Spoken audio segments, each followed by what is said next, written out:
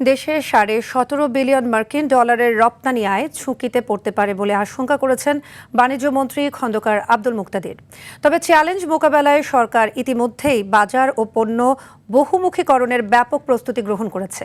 জাতীয় সংসদের বাজেট অধিবেশনে চট্টগ্রাম 11 আসনের সংসদ সদস্য জসিমউদ্দিন আহমেদের প্রশ্নের জবাবে তিনি এ তথ্য জানান।